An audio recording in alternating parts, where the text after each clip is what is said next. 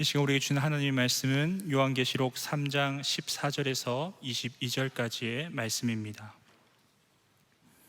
요한계시록 3장 14절부터 22절까지의 말씀 우리 한 절씩 교독하도록 하겠습니다. 라오디게아 교회의 사자에게 편지하라.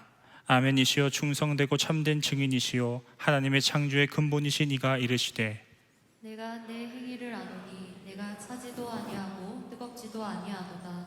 내가 차든지 뜨겁든지 하기를 원하노라.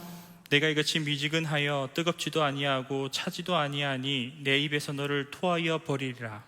내가 말하기를 나는 부자라 부요하여 부족한 것이 없다 하나 내 공고한 것과 가련한 것과 가난한 것과 눈먼 것과 벌거벗은 것을 알지 못하는도다. 내가 너를 권하노니 내게서 불로 연단한 금을 사서 부유하게 하고 흰옷을 사서 입어 벌거벗은 수치를 보이지 않게 하고 안약을 사서 눈에 발라 보게 하라. 무릇 내가 사랑하는 자를 책망하여 징계하노니 그러므로 내가 열심을 내라 회개하라. 볼지어다 내가 문 밖에 서서 두드리노니 누구든지 내 음성을 듣고 문을 열면 내가 그에게로 들어가 그와 더불어 먹고 그는 나와 더불어 먹으리라. 이기는 그에게는 내가 내 보좌에 함께 앉게 하여 주기를 내가 이기고 아버지 보좌에 함께 앉은 것과 같이 하리라. 함께 읽겠습니다. 귀에 있는 자는 성령이 교회들에게 하시는 말씀을 들을지어다. 아멘.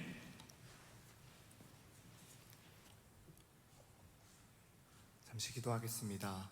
하나님 감사합니다. 거룩한 주일을 또 이렇게 구별하여 저희들이 하나님의 전에 나와 말씀 듣고 예배하고 하나님을 기쁘게 찬양할 수 있는 은혜를 허락하여 주신 것 감사합니다. 저희들에게 허락하여 주신 이 은혜의 시간 하나님께서 끝까지 우리의 마음을 붙들어 주시고 생각을 지켜주시고 우리의 모든 시선이 오직 주께만 집중되는 귀한 은혜의 시간이 되게 하여 주시옵소서. 하나님 이 시간 말씀하여 주시길 소원합니다. 우리의 인생 가운데 찾아오셔서 두드리시는 그 주님의 음성으로 오늘 우리의 삶을 채우시고 우리는 우리의 삶을 인도하여 주시옵소서. 예수님의 이름으로 기도드립니다. 아멘. 최근에 제가 이제 아빠가 되었습니다. 올 11월 말이면 이제 엄마 뱃속에서 세상으로 나오게 되는데요. 벌써 제게 참 효도를 많이 하고 있습니다. 먹고 싶은 것이 많이 없는 것 같아요. 그래서 참 감사하게 아내의 미션이 저한테 많이 떨어지지가 않습니다. 퇴근하면서 늘 아내에게 이제 퇴근하는데 먹고 싶은 것 없냐고 뭐 사갈까라고 이렇게 물어보면은 늘 없다고 그냥 빨리 집으로 오라고 합니다. 그 덕분에 지금까지는 자다가 일어나서 뭐 딸기를 사러 간다던가 하는 그러한 일은 제 삶에 아직까지는 일어나지 않았습니다. 원래 임신하면은 이렇게 먹을 것이 더 당긴다라고 하잖아요. 근데 참 이상했던 것은 저희 아내는 좋아하던 것이 먹기가 싫어졌다라고 합니다. 저희 아내는 이 떡볶이를 참 좋아합니다. 그래서 이 연애하던 시절부터 결혼하고 나서도 떡볶이를 진짜 자주 먹었습니다. 하루에 막 2번씩 먹는 날도 있었는데요. 그러다 보니 저도 자연스럽게 이 떡볶이와 친해지기 시작했습니다. 그런데 아내가 임신을 하고 이제 초기에 일정 시간을 지나면서 이 떡볶이 냄새만 맡아도 싫은 게 아니라 생각만 해도 싫다라고 이야기를 하더라고요. 그래서 한 몇 달 동안은 저희 집에서 이 떡볶이를 먹는 일이 잘 없었습니다. 그런데 이제 그렇게 떡볶이를 제가 계속 아내를 따라다니면서 먹다 보니까 이제는 제가 떡볶이가 좋아지기 시작한 겁니다. 그래서 아내가 이제 안 먹기 시작하니까 저도 따라 먹을 수가 없잖아요. 그래서 안 먹고 있었는데 어느 날은 갑자기 떡볶이가 땡기기 시작하는 거예요. 그래서 원래 혼자 이 떡볶이를 사 먹은 적이 잘 없었는데 너무 먹고 싶어서 사서 들어가서 아내 앞에서 혼자 먹었던 적도 있었습니다. 그리고 밖에서 또 여러분들을 만나서 모임을 하거나 이렇게 밥을 먹다 보면은 떡볶이를 먹을 때가 참 많은데 그러할 때 되면은 참 아내 생각이 많이 났습니다. 너무 사적인 이야기를 한 것 같지만 저의 이러한 이야기를 여러분들에게 나누면서 질문을 하나 던지고 싶었습니다. 여러분들이 이렇게 맛있는 것을 먹을 때 아니면 좋아하는 것을 먹을 때 같이 먹고 싶은 사람이 있습니까? 여러분들 머릿속에 떠오르는 사람이 있으십니까? 우리는 쉽게 밥 한번 먹자라고 하지만 그것이 때로는 인사치레라는 것도 잘 알고 있습니다. 그리고 사실 진짜 밥을 같이 한번 먹고 싶은 사람, 밥 한 끼 먹으면서 내 마음을 나누고 싶은 사람은 늘 따로 있습니다. 아무리 맛있는 것을 먹는다라고 해도, 이 좋은 것을 먹는다라고 해도, 이 불편한 사람과 먹는 것보다는 이 정말 친하고 편한 사람과 먹는 그 떡볶이 한 접시가 더 편하다라는 것을 아마 여러분들 모두가 다들 느껴보셨을 것입니다. 이 삶이 지치고 팍팍하고 괜히 기분이 가라앉는 그러한 느낌이 들 때, 아무 이유 없이 내 편이 있었으면 좋겠다라는 생각이 들 때, 편안한 그 한 사람과 밥 한 끼 먹으면서 내 기분을, 내 감정을, 이런 나의 이야기를 그저 다 털어놓으면서 위로받고 싶을 때가 여러분들의 삶에 있을 것입니다. 사랑하는 여러분, 아무리 요즘 바쁘다 하더라도 그러한 친구들과, 그런 소중한 사람들과 시간을 내어서 함께 식사하고 함께 마음을 나누는, 그래서 여러분들의 삶의 여유를 누리고 다시 힘을 얻는 그러한 시간을 종종 꼭 가질 수 있기를 소망합니다. 그런데요, 우리 주님도 마찬가지입니다. 우리 주님도 너무나도 사랑하는 우리와 함께 먹고 마시고 즐기고 싶어 하십니다. 언제 그러실까요? 언제나 그러십니다. 항상 그러십니다. 항상 그렇게 우리와 함께 하고 싶으십니다. 그렇게 우리 주님은 날마다 우리의 마음을 이렇게 똑똑 두드리신다라는 거예요. 이렇게 똑똑 우리 마음을 두드리고 계시는, 날마다 두드리고 계시는 그 주님의 노크 소리가 여러분들 들리십니까? 함께 먹고 마시자라고 늘 우리 마음을 두드리는 그 주님의 노크 소리가 매일 여러분들의 마음속에 들리고 계십니까? 아니라면, 주님의 이 노크 소리가 들리지 않는다면 지금 우리는 그저 내가 먹고 싶은 것, 내가 하고 싶은 것, 내 삶이 바빠서 내 삶을 누리고 즐기는 것이 너무나도 바쁘고 여유가 없어서 이 주님의 노크 소리가 사실은 잘 들리지도 않고, 아니면 생각도 나지 않는 것은 아닙니까? 오늘 우리가 함께 읽은 본문 속에 이 라오디게아 교회의 모습이 바로 그러했습니다. 언제나 우리와 항상 함께 하시는 이 주님의 노크 소리를 그들은 듣지 못했습니다. 아니, 정확하게 말하면 듣지 않았다라고 하는 것이 더 정확할 것입니다. 그런 그들을 향해 주님은 이렇게 말씀하십니다. 16절 말씀입니다. 내가 이같이 미지근하여 뜨겁지도 아니하고 차지도 아니하니 내 입에서 너를 토하여 버리리라. 도대체 이들이 어떠했기에 주님은 지금 이들에게 내가 너희를 토하여 버리겠다라고 이렇게 말씀하고 있는 것일까요? 도대체 그들의 모습이 어떠했기에 주님, 너희들의 모습을 보니까 내가 구역질이 난다라고 지금 말씀하고 계시는 것일까요? 그러나 주님의 이러한 마음을 아는지 모르는지 라오디게아 교회는 자신들을 스스로 이렇게 평가하고 있습니다. 17절 말씀입니다. 내가 말하기를 나는 부자라 부요하여 부족한 것이 없다 하나. 주님의 평가와 이 라오디게아 교회의 자신들의 평가가 왜 이렇게 극심한 차이가 나고 있는 것일까요? 그것을 알기 위해서는 우리가 라오디게아라는 이 도시에 대해서 먼저 조금 알 필요가 있습니다. 이 라오디게아라는 이 도시는 굉장히 부유한 도시로 알려져 있습니다. 당시에 사용되었던 주요 도로들이 만나는 그 교차점에 위치한 도시였는데요, 그 덕분에 자연스럽게 무역과 상업과 은행업이 발달한 도시였습니다. 그리고 이 라오디게아 지역에서 나는 양모는 결이 부드럽고 색은 이 광택이 나는 검은색으로서 그 당시에 굉장한 이 고가의 상품성을 가진 옷감이었습니다. 그래서 이들은 그것을 만들어서 수출해서 장사를 하면서 굉장히 많은 돈을 벌었습니다. 그리고 무엇보다 이 라오디게아 하면은 이 안약으로 유명한 도시였습니다. 이 메이드 인 라오디게아 안약은 그 당시에 아주 많은 사람들이 인정하고 또 효험이 있다라고 이렇게 찾고 있는 그러한 귀한 약이었습니다. 또 라오디게아 도시 안에는 이 로마식으로 건설된 극장도 있었고요, 경기장도 있었고 목욕탕도 있었습니다. 그래서 아주 대단한 도시로, 아주 큰 도시로 많이 알려진 도시였습니다. 도시의 이 입지적인 조건부터 해서 그들이 생산하여 수출하는 품목들은 다 귀하고 고가에 거래되고 있었습니다. 그렇게 자연스럽게 이 도시는 부유해질 수밖에 없었고, 그들의 자긍심과 명예는 굉장히 높아질 수밖에 없었다라는 것이죠. 이러한 이들의 부와 명예와 자긍심이 얼마나 뛰어났냐면요, 이 AD 60년쯤에 이 라오디게아가 위치한 이 소아시아 지역, 지금의 터키 지역에 굉장한 대지진이 휩쓴 적이 있었습니다. 그때 이 소아시아 지방의 많은 도시들은 그 당시의 중앙 정부였던 로마에게 자신들의 도시를 재건할 수 있는 도움을 달라고, 물질적인 도움을 달라고 요청을 하였지만 이 라오디게아는 달랐습니다. 그들은 자신들이 가지고 있던 이 축적해 두었던 부가 워낙에 어마어마했기에 이 로마의 도움이 필요하지 않았습니다. 자신들의 돈과 힘으로 그 대지진으로 무너졌던 도시를 더 너끈히 재건하고 회복해 내었다라는 거죠. 이렇게 어마어마한 부와 명예와 자긍심과 자존심을 가지고 있던 자들이 바로 라오디게아 사람들이었고, 그 안에, 그 도시 안에 바로 이 라오디게아 교회가 위치해 있었다라는 것입니다. 그렇기에 이 라오디게아 교회 안에도 자신들이 속한 도시의 특성과 이 문화와 생각과 가치관이 자연스럽게 물들고 스며들게 되었다라는 것이죠. 우리는 부자다, 우리는 부유하다, 그래서 우리에겐 부족한 것이 없다. 이것이 라오디게아 도시의 사람들뿐만이 아니라 라오디게아 교회 성도들의 생각이기도 했습니다. 그런데요, 정말로 그렇습니까? 정말로 부자면, 부유하면 부족한 것이 없습니까? 정말 부자가 되고 나면, 어느 정도 일정량의 부를 얻고 나면 그 후로는 우리는 정말 내게 더 이상 부족함이 없다라고 생각하며 살아가나요? 아니다라는 것을 우리는 이미 너무나도 잘 알고 있지 않습니까?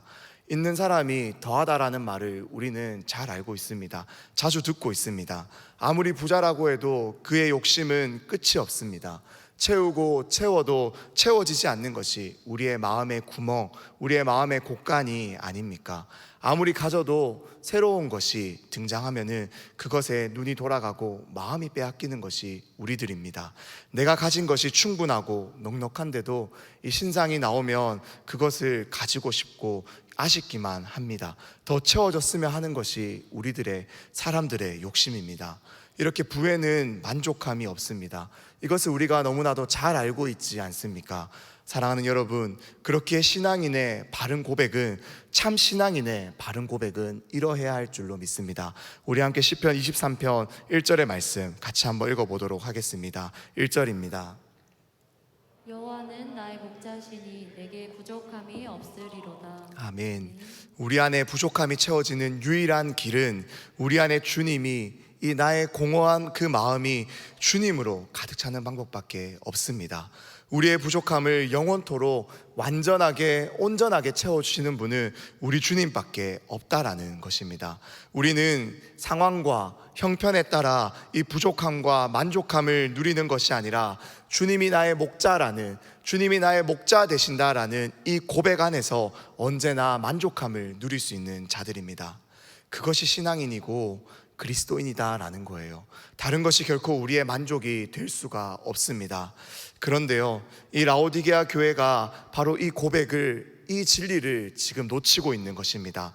스스로 그들은 자급자족하며 자신의 문제를 해결할 수 있다라고 너무나도 자부했기 때문에 그들의 인생의 가장 근본적인 문제를, 부자든 가난하든 죄인인 우리 모두에게는 주님이 필요하고 주님의 도움이 필요하다라는 이 가장 근본적인 고백을 그들이 놓치고 있었다라는 것입니다. 그들의 외형은, 겉모습은, 껍데기는 너무 멀쩡합니다.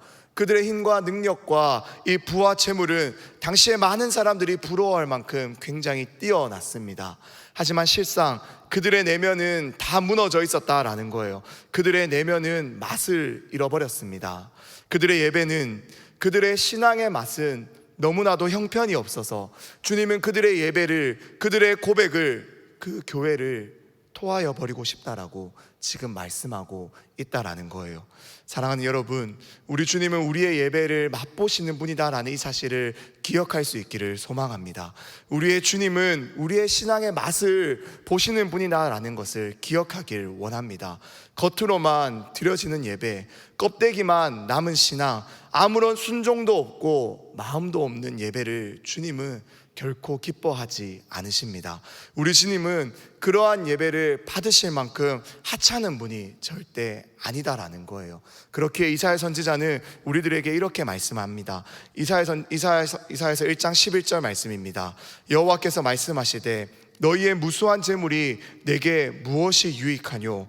나는 수장의 번제와 살찐 짐승의 기름에 배불렀고 나는 수송아지나 어린 양이나 수점소의 피를 기뻐하지 아니하노라. 너희가 내 앞에 보이러 오니 이것을 누가 너희에게 요구하였느냐? 내 마당만 밟을 뿐이니라. 헛된 재물을 다시 가져오지 말라. 분향은 내가 가증히 여기는 바요 월삭과 안식일과 대회로 모이는 것도 그러하니 성회와 아울러 악을 행하는 것을 내가 견디지 못하겠노라. 주님께서 견디지 못하겠다라고 말씀하실 만큼 껍데기만 남은 신앙을 주님을 토하게 만들어 버리십니다. 주님은 우리의 예배, 우리의 신앙, 우리의 고백을 맛보십니다. 우리 주님이 원하시는 것은 형식만 남은 고백, 껍데기만 남은 예배, 마음 없고 중심 없는 신앙이 아닙니다. 그렇게 주님 라오디게아 교회를 향해서 오늘 이렇게 말씀하고 있는 것입니다. 함께 15절 말씀 읽어보길 원합니다. 15절입니다. 내가 내 행위를 아노니 내가 차지도 아니하고 뜨겁지도 아니하도다. 내가 차든지 뜨겁든지 하기를 원하노라. 아멘. 지금 주님은 이 라오디게아 교회 성도들이 가장 잘 이해할 수 있는 바로 그들의 이야기를 통해서 이 주님의 마음을 전달하고 계십니다. 이 라오디게아는 부유한 도시였지만, 그래서 굉장히 발전한 도시였지만 그들은 늘 물이 부족했습니다. 늘 식수와 이 생활 용수를 근처에 있는 다른 도시로부터 공급받아야 했습니다. 그래서 라오디게아는 이 북쪽으로, 그들의 도시에서 북쪽으로 9.5km 정도 떨어진 뜨거운 온천수가 쏟아져 나오기로 유명했던 이 히에라볼리라는 도시에서 물을 공급받았고요. 시원하고 깨끗한 식수가 풍부하기로 유명했던, 그래서 동쪽으로 그들과 16km 정도 떨어졌었던 이 골로세라는 도시에서 식수를 공급받았습니다. 하지만 이 물은 그들 도시로 흘러들어오는 수도관을 통해서 흘러들어오면서 맛을 잃어버렸습니다. 이 히에라볼리에서 공급된 이 뜨거운 온천수는 흘러내려오면서 그 온도를 다 잃어버렸어요. 식어 미지근해져 버렸고, 그 도시를 지나서, 수도관을 지나서 오는 동안 그 물에는 석회질이 끼게 되면서 도저히 쉽게 마실 수가 없는 거북한 물이 되었습니다. 제가 스리랑카로 단기 선교를 갔던 적이 있었습니다. 그곳에 방문했던 한 가정에서 이 석회질의 물을 받아서 마셨던 적이 있습니다. 제가 방문했던 지역은 쓰나미를 이렇게 겪은 지역이어서 굉장히 물이 귀한 지역이었습니다. 하지만 더운 날씨에 멀리서 저 한국에서 손님이 왔다라고 하니까 그들이 아껴두었던 물을 꺼내서 한 잔씩 따라주는 거예요. 못 모르고 그냥 벌컥벌컥 삼켜봤습니다. 그런데 물 맛이 다른 거예요. 삼키긴 했지만 이 구역질이 났습니다. 그만큼 이 석회질의 물이 먹기가 너무나도 힘들었다라는 거죠. 골로새에서 흘러들어온 물도 마찬가지였습니다. 시원한 냉수가, 그래서 그 맛이 좋은 물이 그들의 도시로 수도관에 따라서 흘러오고 있었지만 흘러오는 동안 이 데워지고 따뜻해져서 미지근해졌습니다. 그래서 이 차갑지도 뜨겁지도 않은 물이 이 라오디게아 이 도시에 공급이 되었다라는 것이죠. 요즘같이 더운 날에는 차가운 냉수가 우리의 갈증을 해소해주지 않습니까? 이 얼주가라고도 하잖아요. 추운 날씨에도 이 차가운 음료만 찾는 사람이 있는 것처럼 이 차가운 물은 그 특유의 시원함으로 우리의 기분을 상쾌하게 하고 갈증을 해소시켜 줍니다. 뜨거운 물도 마찬가지입니다. 이 추운 겨울에 여러분들 밖에서 먹는 어묵 국물 한 잔이 여러분들의 몸을 따뜻하게 데워주었던 경험을 해보신 적이 있지 않으십니까? 또 찬바람이 불면 생각난다라는 그 핫초코도 마찬가지지 않습니까?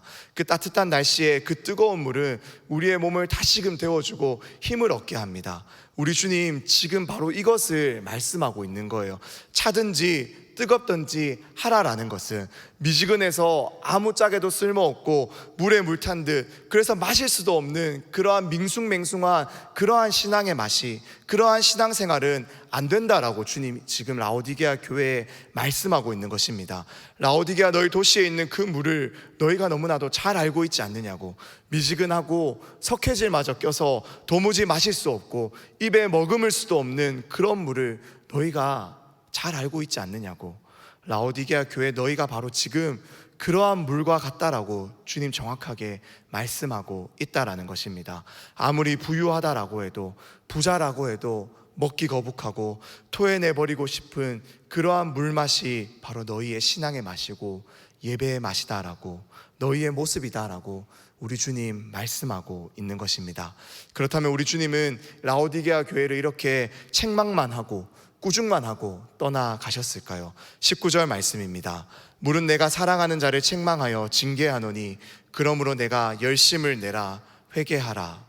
우리 주님이 라오디게아 교회를 이렇게 책망하는 데는 그 이유는 분명합니다.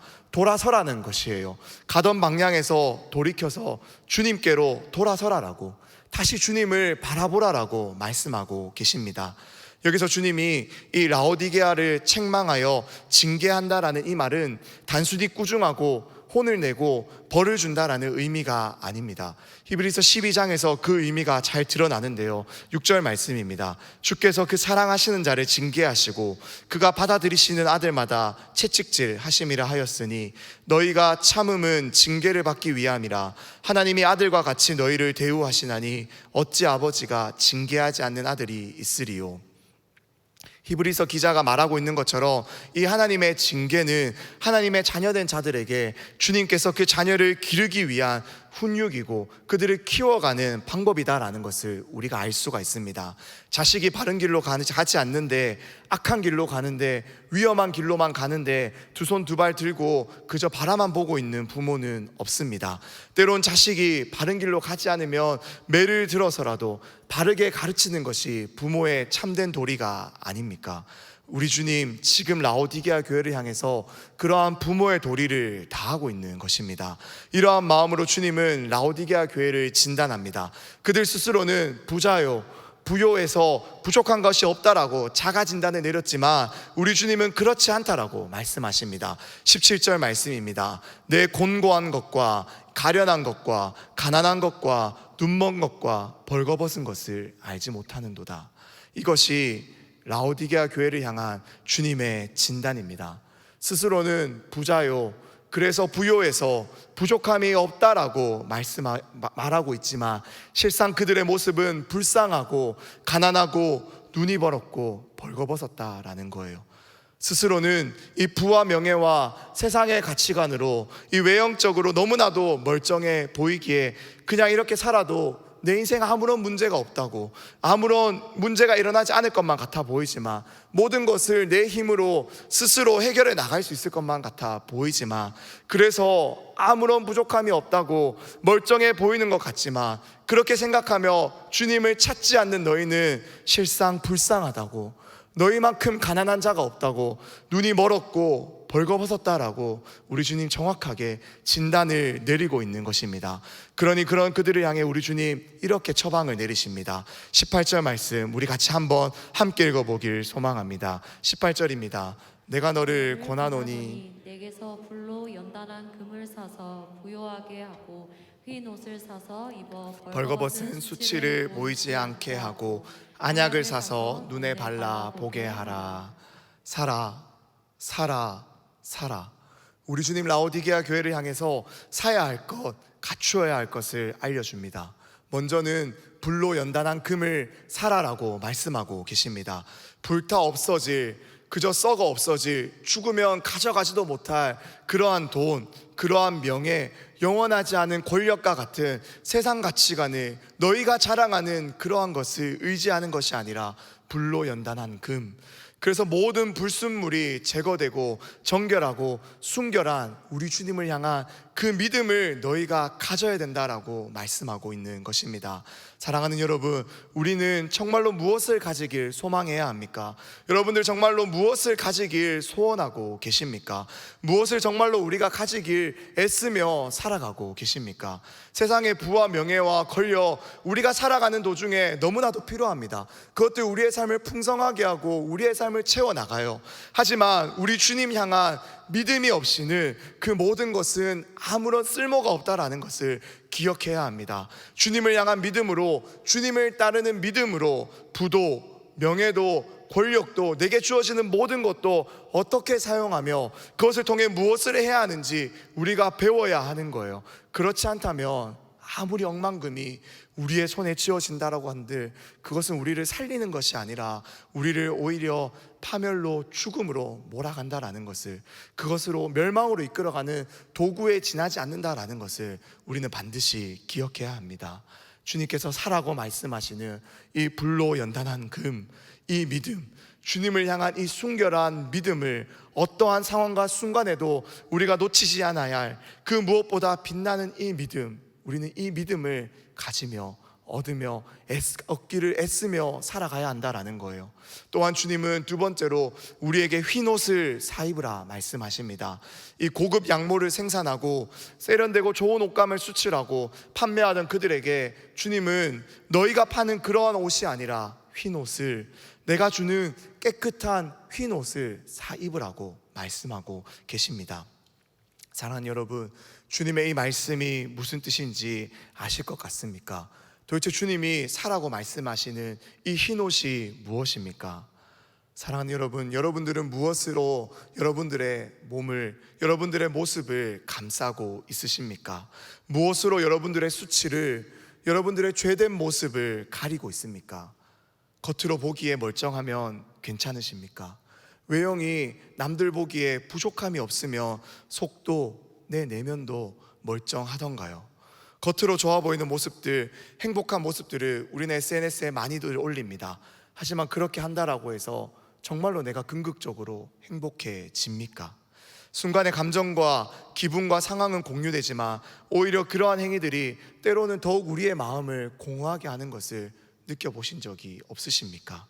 나만 행복하지 못하고 나만 채워지지 못한 그러한 기분에 점점 더 보이는 것에 집착하게 되었던 시기가 여러분들에게는 있지는 않으셨습니까? 그런데요, 우리 주님은 그러한 옷, 너희가 자랑하던 그러한 고급 양모, 아름다운 옷이 아니라 정말로 입어야 할 옷은 우리 주님이 준비하여 주시는 흰옷이라고 말씀하고 계십니다. 계시록 7장 13절과 14절의 말씀, 이 두 절의 말씀 함께 한 목소리로 읽어보길 소원합니다. 13절입니다. 장로 중 하나가 응답하여 나에게 이르되 이 흰옷 입은 자들이 누구며 또 어디서 왔느냐? 내가 말하기를 내 주여 당신이 아시나이다 하니 그가 나에게 이르되 이는 큰 환난에서 나오는 자들인데 어린 양의 피에 그 옷을 씻어 휘게 하였느니라. 아멘. 우리가 정말로 입어야 할 옷은 바로 주님의 보혈로 깨끗하게 씻겨진 이 흰옷이어야 합니다. 주님의 보혈만이 우리의 죄를 씻을 수 있습니다. 그 보혈로 우리가 깨끗이 씻음을 받아야만이, 늘 그 보혈로 깨끗이 씻김 받은 이 흰옷을 입어야만이 우리는 우리의 벌거벗음을, 수치를 가릴 수 있다라는 거예요. 주님의 보혈만이 우리를 깨끗하게 합니다. 우리의 모든 상처와 수치를 가려줍니다. 진정으로 우리의 자존감을 회복시켜 주시며 하나님의 자녀다라는 정체성으로 이 땅 가운데 세상은 아무리 우리를 공격하고 우리의 신앙과 믿음이 아무런 쓸모가 없다라고 공격한다 할지라도 주님의 이 흰옷이 우리를 감싸고 있을 때 우리는 넘어지지 않고 쓰러지지 않을 수 있다라는 거예요. 그렇게 우리가 정말로 사입기를 소원해야 하는 것은, 애써야 하는 것은 바로 주님의 보혈로 깨끗이 씻어진 이 흰옷이다라는 것을 기억하길 소원합니다. 그리고 주님, 마지막으로 안약을 사서 발라서 너희들의 눈을 뜨라라고 지금 말씀하고 계십니다. 이 안약 생산으로 유명했던 라오디게아에 살고 있던 그들에게 너희 도시에서 나는 그 안약이 다른 사람들의 눈을 뜨게 하고 고치게 하고 있는 줄은 몰라도 정작 너희 자신의 눈은 뜨지 못하고 고치지 못하고 있다라고 지금 말씀하고 계시는 거예요. 보고 있지만, 눈을 뜨고 있지만 도무지 보지 못하다고, 제대로 보지 못하고 있다라고 우리 주님 말씀하고 있는 것입니다. 요한복음 3장 3절 말씀입니다. 예수께서 대답하여 이르시되 진실로 진실로 내게 이르노니 사람이 거듭나지 아니하면 하나님의 나라를 볼 수 없느니라. 한밤중에 예수님을 몰래 찾아왔던 니고데모에게 주님은 거듭나지 않으면 하나님의 나라를 볼 수 없다라고 말씀하여 주셨습니다. 이 말을 이해하지 못한 니고데모는 어떻게 사람이 다시 모태에 들어가서 다시 날 수가 있습니까? 라고 반문하고 질문했지만 우리 주님은 그것이 아니다라는 것을 구약의 한 사건을 통해서 우리들에게 가르쳐 줍니다. 요한복음 3장 14절과 15절 말씀입니다. 모세가 광야에서 뱀을 든 것 같이 인자도 들려야 하리니 이는 그를 믿는 자마다 영생을 얻게 하려 하심이라. 사랑하는 여러분, 우리 주님을 믿지 않으면, 우리 주님을 정말로 바르게 믿지 않으면, 십자가를 바라보지 않으면 우리의 눈은 멀어질 수밖에 없습니다. 세상의 부와 명예와 가치관에, 많은 사람들의 소리에 우리의 귀는 얇아지고 우리의 눈은 멀어지고, 그렇게 하지 않으면 뒤처지면 내 인생은 실패하는 것 같다고, 내 인생엔 실수가 있는 것 같다고 우리의 눈은 멀어지고 귀는 닫힐 수밖에 없다라는 거예요. 그러다 보면 어느새 주님은 보이지 않습니다. 어느새 주님은 보이지 않고 세상의 가치관만 보이기 시작하고 십자가가 내 눈에서 벗어납니다. 주님의 말씀이 기준이 되어서 내 삶을 판단하고 결정하는 것이 아니라 내 눈앞에 보이는 그 세상의 가치관이, 내 옆 사람들이 뛰어가는 그곳을 향해서 우리가 달려가며 그것을 내 판단의 기준으로 삼으며 살고 있다는 것을 볼 수가 있게 됩니다. 우리 주님 라오디게아 교회를 향해서 이것을 정확하게 지적하고 있는 거예요. 십자가를 보라고, 너희를 위해 피 흘려 죽으신 그 십자가를 바라보라고. 그 십자가를 바라봄으로 너희를 부요하게 하고 부자라고 해서 부족한 것이 없다라고 보이게 만드는 그것 가운데서 너희 눈을 떠서 정말로 바라보아야 될 것을 바라보라고, 이 믿음을 가지라고, 내가 주는 이 안약을 발라서 너희의 눈을 뜨라라고 우리 주님 말씀하고 계십니다. 사랑하는 여러분, 그런데요, 우리 주님 정말로 이렇게 우리에게 무엇이 필요하고 무엇을 사라라고 말씀하고 계시지만, 정말로 놀라운 사실은, 정말로 놀라운 진리는 이 모든 것을 사실 우리 주님 거저 준비해 놓으셨다라는 것입니다. 우리 이사야서 55장 1절과 2절의 말씀을 한번 한 목소리로 읽어보길 소원합니다. 1절입니다. 오호라 너희 모든 목마른 자들아 물로 나아오라. 돈 없는 자도 오라. 너희는 와서 사 먹되 돈 없이 값 없이 와서 포도주와 젖을 사라. 너희가 어찌하여 양식이 아닌 것을 위하여 은을 달아주며 배부르게 하지 못할 것을 위하여 수고하느냐. 내게 듣고 들을지어다. 그리하면 너희가 좋은 것을 먹을 것이며 너희 자신들이 기름진 것으로 즐거움을 얻으리라. 이미 우리 주님은 우리의 수치와 가난과 벌거벗음과 눈먼 것과 가련한 것과 공고한, 우리 스스로는 도저히 해결할 수 없는, 그것 가운데서 벗어날 수 없는 우리의 죄의 문제를, 오늘도 우리를 넘어뜨리는 이 죄의 문제를, 그래서 깨어져 버린 우리의 마음의 구멍을 메꾸기 위해서 자신의 모든 피로 값주고 그 값을 다 치르시고 내가 다 준비했으니 우리에게 그저 오라고 와서 이 모든 것을 값없이 맛보고 누리고 네 것으로 가져가라라고 말씀하고 계십니다. 내가 다 준비해놨으니 그냥 가져가기만 하면 되니까 돈 없어도, 능력 없어도, 자격 없어도, 조건 되지 않아도 오라고 우리 주님 오늘 우리에게 말씀하고 계십니다. 사랑하는 여러분, 주님이 우리를 이렇게 부르시며 우리의 깨진 마음을 주님의 은혜로 채워주셔서 우리를 정말로 이 세상 가운데서 부요한 자가 되기를 원하십니다. 그런데요, 우리 주님 이렇게 오라고 부르는데 아무도 오지 않으니까, 이 라오디게아 교회가 오지 않으니까, 가지 않으니까 우리 주님 이렇게 직접 찾아오셨습니다.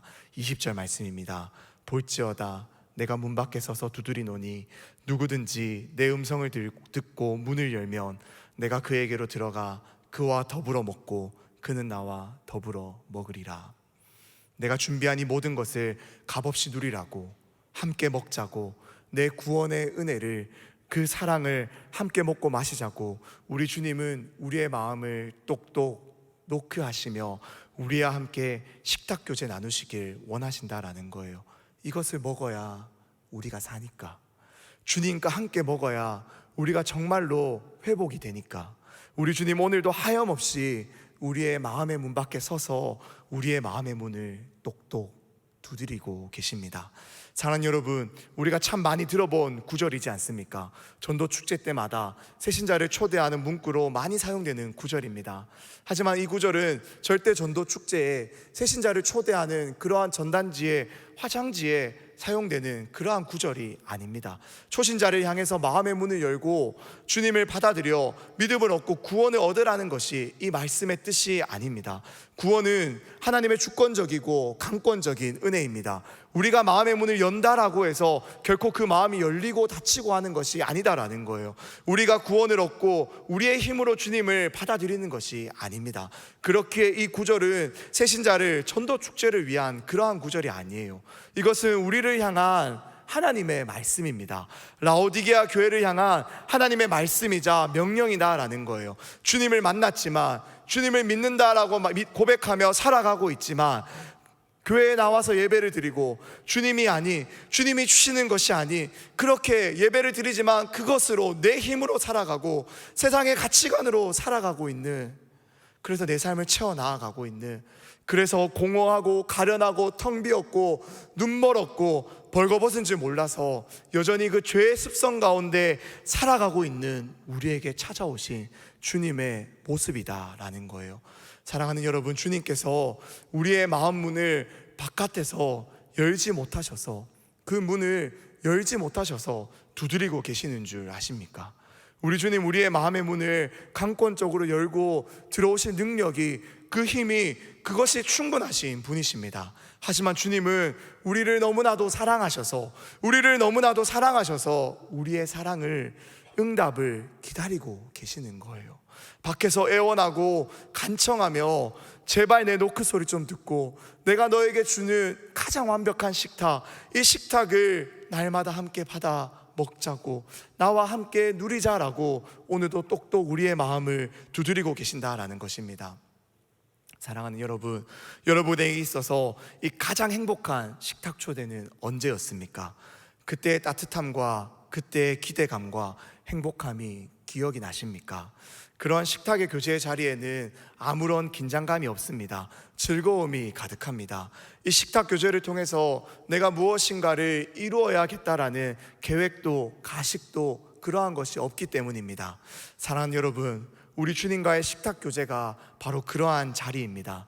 주님을 마음껏 즐기는 자리, 주님을 마음껏 누리는 자리, 주님이 주시는 그 기쁨과 행복으로 내 마음이 가득 채워져서 내 모습은 비록 세상이 보기에 가난해 보여도 그 누구보다 부요할 수 있는 것이 주님과 함께하는 식탁 교제의 자리다라는 거예요. 이것이 우리 주님 우리에게 주시기를 원하시는 식탁 교제의 모습입니다. 그렇게 오늘도 우리의 마음을 똑똑 두드리고 계십니다. 문을 열고 들어와서 우리 것을 가져가시려는 것이 아니라 오히려 자신의 전부를 주시려고 하시는 만남이다라는 거예요. 내가 모든 것을 준비했으니 너는 숟가락만 들고 와서 먹기만 하라고. 사랑하는 아들아, 내 딸아, 내가 준비한 이거 먹기만 하라고, 이거 먹고 힘내라고, 나와 함께 가자고. 오늘 우리 주님 오늘도 우리의 마음을 똑똑 이렇게 두드리고 계십니다. 이 노크 소리가 정말로 들리지 않으십니까? 정말로 이 노크 소리가 여러분들의 마음 가운데 들리지 않으십니까? 아니면 들리지만 내가 살아가는 것이 너무 바빠서 문을 열지 않고 외면하고 계시지는 않으십니까? 외면하고 있다면 왜 그 노크 소리를 외면하고 계십니까? 그것이 아니라면 정말로 이 노크 소리를 정말 듣고 싶은데 들리지 않아. 그것이 내 인생에 지금 내 삶의 시간에 들리지 않아서 너무 답답하십니까? 주님의 이 노크 소리를 외면하지 않기를 소원합니다. 주님의 이 노크 소리를 외면하지 마시고 아무리 바빠도 여러분들의 마음의 문을 열고 주님과 날마다 함께 하시길 소망합니다. 내 삶의 욕망을, 욕심을, 꿈을 이루기만 위해서 마치 그것이 전부인 것처럼 달려가지만 마십시오. 주님과 함께하며 그 모습을 여러분들의 삶을 통해서 세상 가운데 보여주며 살아가십시오. 이것이 신앙의 맛을 세상에 보여주는 유일한 길입니다. 여러분을 통해서 신앙의 맛이, 그 냄새가, 그 향기가 흘러가도록 똑똑 두드리시는 주님의 노크의 문을 열고 날마다 여러분과 함께 하시길 원하시는 주님의 식탁 교제를 누리시기를 소원합니다. 주님의 이 노크 소리가 들리지 않는 분이 계십니까? 혹여나 들리지 않는 분은 귀를 열고 조용한 곳으로 나아오셔야 합니다. 세상의 잡음이 들리지 않고 오직 주님의 음성만을 들을 수 있는 잠시 내 삶과 차단된 그 자리로 우리는 나아가야 합니다. 마음속 잡음이 너무 많아 똑똑 소리가 들리지 않고 다른 소리로 가득 차 있다면 올여름 우리에게 너무나도 좋은 기회가 있습니다. 코로나로 인해 진행되지 못했고 2년 반 동안 멈추어졌던 이 수련회 가운데 사랑하는 여러분, 함께 나아갈 수 있기를 소원합니다. 그래서 조용하고 구별된 그 자리에 나아가서 우리를 부르시고 우리를 초대하시고 올여름 우리에게 특별한 은혜로 허락하신 그 자리 가운데 내가 갈 수 있다, 갈 수 없다를 판단하는 것이 아니라 그 모든 은혜를 예비하시고 그 모든 식탁을 차려놓으시고 와서 함께 먹자라고 부르시는 그 주님의 노크 소리에 반응하며 나아가실 수 있는 우리 모두가 될 수 있기를 간절히 소망합니다. 그래서 날마다 이 똑똑 소리에 반응하며 이 주님과의 행복한 식탁 교제가 우리 인생 가운데 펼쳐지기를 소망합니다. 우리 마지막으로 오늘의 말씀 22절 말씀을 함께 한 목소리로 합독하시고 찬양하고 기도하길 소원합니다. 22절 말씀입니다. 귀 있는 자는 성령이 교회들에게 하시는 말씀을 들을지어다. 아멘. 우리 함께 찬양하도록 하겠습니다.